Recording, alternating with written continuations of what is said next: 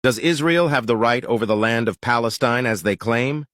Let us go back to 3,000 years ago. The year is 2000 BC. The land is called Canaan. And who are the Canaanites? They are the indigenous people of the land and the ancestors of Arabs, more precisely Lebanese and Palestinians nowadays. This is the same time when Abraham, the father of the three monotheistic religions, migrated from Haran to Canaan. Fast forward 200 years, Jacob, also known as Israel, the son of Isaac son of Abraham, was born and had children known as the children of Israel. Until this point in time, no kingdom was established, and they are only considered as tribes, and the land is still called Canaan, but controlled by Egypt. Around 1500 BC, Prophet Moses came and tried to enter Canaan with the children of Israel, but failed. After Moses, Joshua came and lived in Canaan with the Israelites and many prophets after him, such as David and Solomon. This was around 1000 BC, and the kingdom was called the Kingdom of David and Solomon, who ruled with Jerusalem as its capital. After the death of King Solomon, around 800 BC, the kingdom split into many parts, mainly the northern as the Kingdom of Israel and the south as the Kingdom of Judah.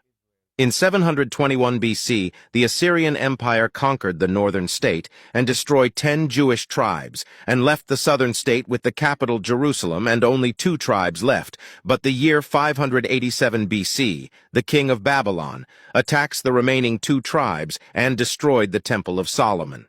The Persian Empire took over the land around 530 BC and allows the Israelites to live in Jerusalem and rebuild the temple. They lived there under the Persians until Alexander the Great conquered the land. Fast forward to 50 BC. Then comes the Romans conquered the land. Around this time Jesus was sent to the Israelites, but they didn't accept him and claimed that they killed him. The Israelites tried to revolt against the Romans but failed, and many were killed, so they fled all around the empire. Around the year 300 to 400 CE, Christianity became dominant, and Jews were prosecuted because they killed the God of the Christians according to them.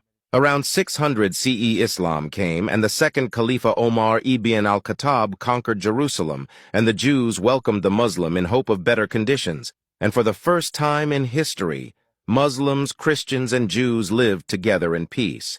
This is what we now know as the start of the Golden Age for Jews.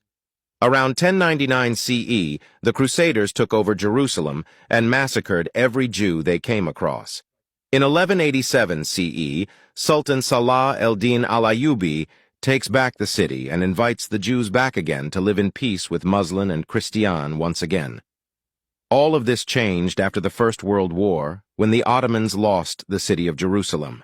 The land was called Palestine, and the British, for some reason, promised to give it to Zionists, even though it doesn't belong to them.